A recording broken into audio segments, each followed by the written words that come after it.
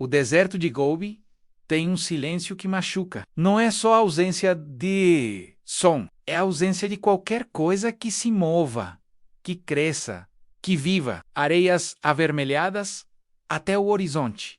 Temperaturas que saltam de menos 10 graus à noite para mais 45 durante o dia. E umidade tão baixa que a pele racha em horas. Em 2012, engenheiros chineses olharam para essa imensidão de nada e tiveram um pensamento que ninguém esperava.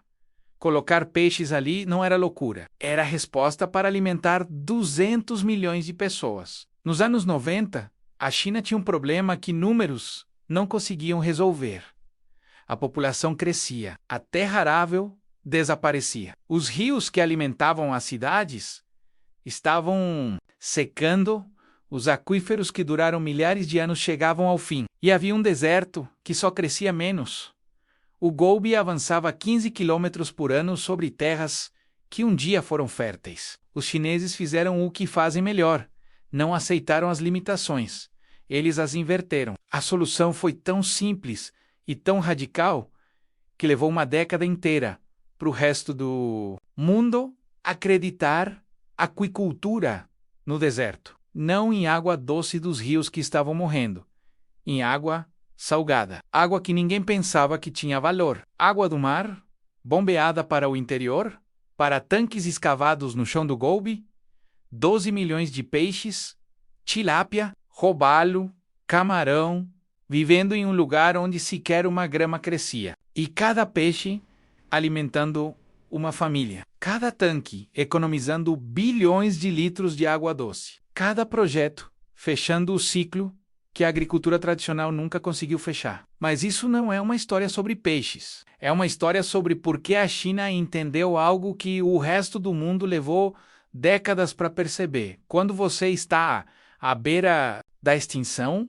as soluções não vêm de dentro da caixa. Elas vêm de explodir a caixa inteira e de colocar 12 milhões de peixes para viverem em um deserto como prova de que você conseguiu. Se você chegou até aqui, é porque você sente quando o óbvio está sendo ignorado. Esse canal existe para pessoas que veem o que ninguém vê.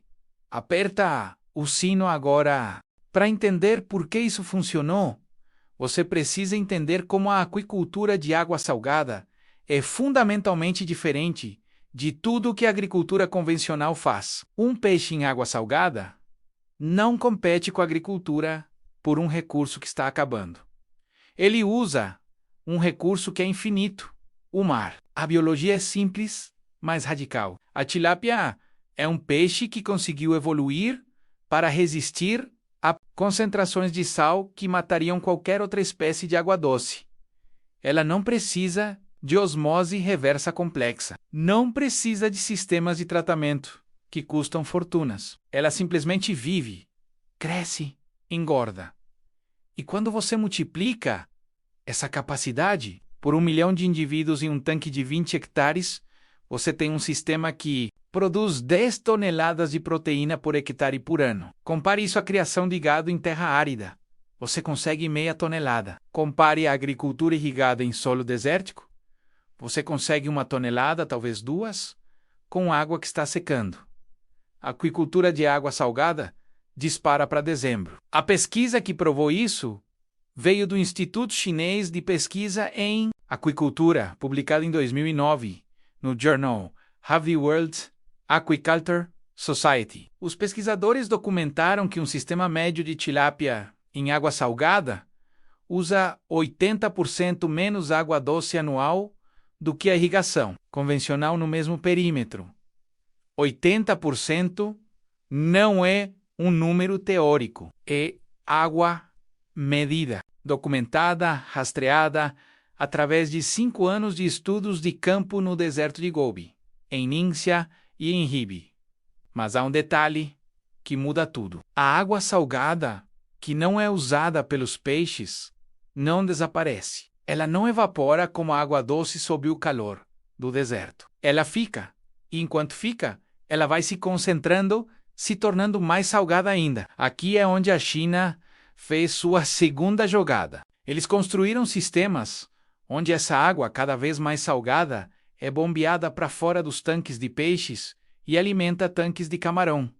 Camarão tolera salinidade ainda mais alta. Camarão cresce. Depois que o camarão é colhido, a água salgada ela é direcionada para tanques de algas. Algas absorvem a sal através de osmose quando cultivas sob luz. Quando as algas crescem, elas sucam energia da salinidade.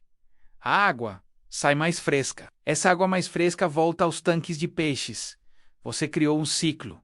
Não é magia, é engenharia. O mecanismo funciona porque você tem 3 espécies vivendo em uma cascata de salinidade decrescente. Tilápia, menos água. Moderadamente. Salgada, camarão, água muito salgada. Algas, água extremamente salgada.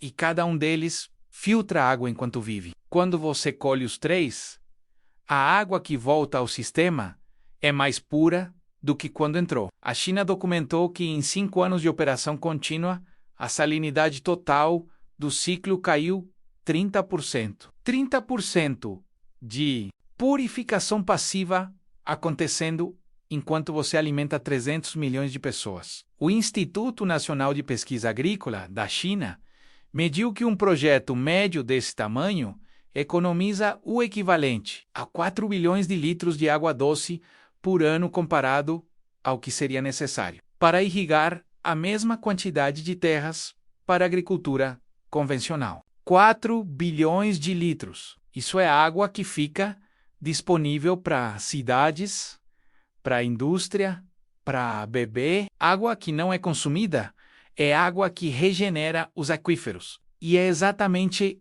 o que aconteceu. Nos últimos 15 anos, a velocidade de desertificação no Gobi caiu para metade do que era nos anos 90, agora menos. E isso é o momento em que você vai querer compartilhar isso com alguém menos. Enquanto a China estava fazendo isso, a maioria dos países desenvolvidos estava investindo em dessalinização, cara e energeticamente cara. Você sabe por quê? Porque tira sal da água, não porque cultiva peixes. É uma solução linear. Custa energia efluente funcional uma vez. A China estava fazendo algo que ninguém tinha categorizado. Criando um sistema onde tirar sal da água era um subproduto de crescer comida. Não era o objetivo. Era o que acontecia enquanto você alimentava pessoas. Há uma limitação que é importante ser honesto aqui. Isso funciona em climas onde a evaporação salgada não é um problema. Em regiões onde temperaturas passam de 45 graus regularmente, você perde volume de água além do que o sistema consegue compensar. Em solos com impermeabilidade extrema, você não consegue escavar os tanques. A técnica não é universal, é específica, mas em regiões áridas com acesso ao mar. E isso inclui, literalmente, qualquer lugar em um continente perto do oceano, funciona extraordinariamente bem. Manda esse para alguém que ainda pensa que alimentar a população é impossível. Um compartilhamento seu muda como essa pessoa pensa sobre recursos. Para entender por que o resto do mundo não fez isso, você precisa entender como os investimentos agrícolas funcionam. A agricultura tradicional tem uma característica que ninguém comenta. Ela se repete infinitamente. Você precisa de sementes todo ano, precisa de fertilizante todo ano, precisa de água todo ano, precisa de máquinas que se quebram todo ano, precisamente porque cada ciclo consome recursos. Cada ciclo gera receita. É receita recorrente, é modelável, é previsível. Os bancos amam isso. Os governos construem políticas ao redor disso. A indústria de insumos se orgulha disso. A aquicultura em água salgada quebra esse modelo. Depois que você investe em infraestrutura menos, e é caro mesmo, os custos recorrentes caem. Você não compra sementes porque os peixes se reproduzem. Você não compra fertilizante porque as algas criam nutrientes. Você não compra água porque o ciclo se fecha. O que você compra é ração. Ração é um custo, mas é um custo fixo, previsível, que não cresce exponencialmente como o custo de água em um mundo onde a água fica cada vez mais cara. Isso significa que um projeto de aquicultura em larga escala tem um perfil econômico completamente diferente. Alto investimento inicial, custos operacionais baixos, receita consistente, retorno que vem lentamente, mas que cresce indefinidamente. Compare isso com a agricultura irrigada tradicional. Investimento inicial médio, custos crescentes indefinidamente, enquanto a água fica mais cara, retorno que encolhe ao longo do tempo, conforme os recursos se esgotam. Os bancos não financiam projetos em grande escala quando o retorno é lento. Governos não constroem políticas em torno de coisas que não geram receita recorrente. A indústria de água, a indústria de irrigação, a indústria de fertilizantes, menos nenhuma delas lucra quando você fecha o ciclo. Elas lucram quando o ciclo se abre e reabre infinitamente. Isso não é conspiração, é matemática, é incentivo. É o motivo pelo qual uma universidade americana não investe bilhões em pesquisa de aquicultura em desertos, enquanto lucra bilhões com irrigação de precisão. Não é que seja segredo, é que é invisível para qualquer estrutura de incentivo que lucra quando o problema não é resolvido completamente. A China não tinha esse problema de incentivos, tinha problema de fome, tinha aquíferos morrendo, tinha população crescendo, tinha uma escolha: fazer o que o mundo sempre fez e esperar pelos resultados que o mundo sempre teve, ou quebrar a lógica inteira. Escolheu quebrar, investiu bilhões em infraestrutura, criou mercado, desenvolveu expertise e em 15 anos colocou 12 milhões de peixes em desertos enquanto alimentava mais gente com menos água. O tamanho do mercado global de ruicultura é 600 bilhões de dólares por ano. Está crescendo 8% anualmente. E ainda assim, a aquicultura em água salgada, em desertos, representa menos de 2% desse mercado. Não porque não funcione, porque os incentivos para promover a aquicultura convencional, tanques em terra fértil, mais próximos de mercados, mais fácil de regulamentar, eram sempre maiores. Até agora, os aquíferos estão secando. A seca é real. A fome é real. Os incentivos estão mudando. E o resto do mundo está começando a olhar para o que a China fez e perceber. Talvez a resposta nunca tenha sido mais água. Talvez tenha sido sempre menos desperdício. Agora você entende o princípio. A água salgada contém proteína viva. Quando você coloca essa água em um recipiente e cultiva peixes que tolerem sal, você transforma um recurso inútil em alimento. Quanto maior o recipiente, mais peixes. Quanto mais peixes, mais proteína. Quanto mais proteína, mais pessoas alimentadas e menos água doce consumida. Agora vem a parte que você pode fazer. Um projeto de aquicultura em água salgada não requer estar no deserto, requer estar perto do mar. Qualquer coastal brasileiro, Bahia, Rio Grande do Norte, Rio Grande do Sul, litoral de São Paulo, funciona. Qualquer litoral do mundo, com temperatura acima de 18 graus, funciona. Aqui está como você começa. Escava um tanque. Não precisa ser gigante. Um tanque de 20 metros de comprimento, 10 metros de largura e 3 metros de profundidade, contém 600 toneladas de água e pode sustentar aproximadamente 3.000 peixes tilápia. O custo de escavação em região com solo argiloso menos mais comum em áreas costeiras é entre R$2.000 e R$4.000. O tanque precisa ter impermeabilização. Você usa geomembrana de polietileno menos material padrão de piscicultura. Custa entre R$ 1.000 e R$ 2.000. Instalada. Investimento inicial entre R$ 3.000 e R$ 6.000. Apenas no recipiente. Bombeamento de água. Você precisa de uma bomba submersível que funcione com água salgada. Bombas de água salgada existem em qualquer loja de maricultura. Uma bomba que move 1.000 litros por hora custa entre R$ 500 e R$ 800. Você vai precisar de canalização, tubulação de pressão venosa central resistente a sal, entre R$ 300 e R$ 500 em materiais. Se você está a menos de 1 quilômetro do mar, a bomba consegue trazer água naturalmente. Se está a mais de 1 quilômetro, você precisa de válvulas de pressão menos. Adiciona R$ 1.000. Investimento total em bombeamento entre R$ 2.000 e R$ 2.500. Preparação de água e tanques auxiliares. Você vai precisar de um tanque de espera menos, onde a água salgada fica 24 horas antes de ser usada, permitindo que partículas sedimentem. Um tanque de 1.000 litros, em pressão venosa central reforçado, custa entre R$ 200 e R$ 300. Você vai precisar de testes iniciais de salinidade. Um refratômetro de água salgada custa entre R$ 80 e R$ 150. Investimento R$ 500. Ração e alevinos. Você vai comprar alevinos Paces B.S. de uma hatchery certificada que trabalha com tilápia de água salgada. Um milheiro de alevinos custa entre 300 e R$ 500.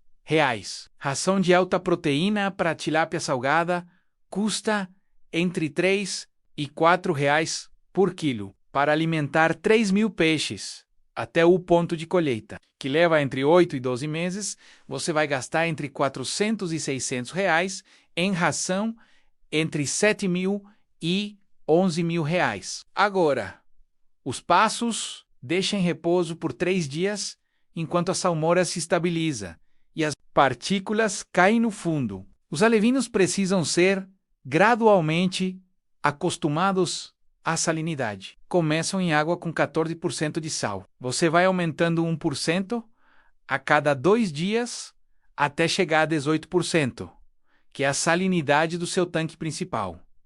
Isso leva 3 semanas. A partir desse ponto, você alimenta os peixes 3 vezes por dia, 15 gramas de ração por quilo de peixe. Os peixes crescem. Bock monitora. A água fica mais suja com resíduos de ração e excrementos de peixe. Remove 20% da água e recoloca com água nova, filtrada do mar. Isso mantém a qualidade. Os peixes devem estar ativos, vindo à superfície na hora da alimentação, não tendo comportamento errático. Se vê um peixe de lado ou imóvel no fundo, é sinal de estresse de sal. Você ajusta a salinidade gradualmente. Água com matéria orgânica acumulada menos causa fungos. Mudanças bruscas de salinidade menos mata peixes. Falta de oxigenação? Em dias muito quentes, instale uma bomba de ar com aerador. Custa R$ 100. Essencial. Depois de 10 meses, seus 3.000 alevinos estarão entre 400 e 600 gramas cada. Uma tilápia nesse peso rende aproximadamente 300 gramas de filé. Você terá 900 quilos de filé a R$ 150 por quilo, preço médio de filé de tilápia no mercado. Você gera receita de R$ 135 mil.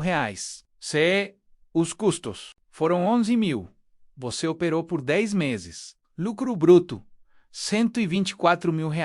Lucro líquido, descontando custos operacionais mensais de R$ 500, é aproximadamente R$ 108 mil em 10 meses. Não é insignificante, é mais que salário.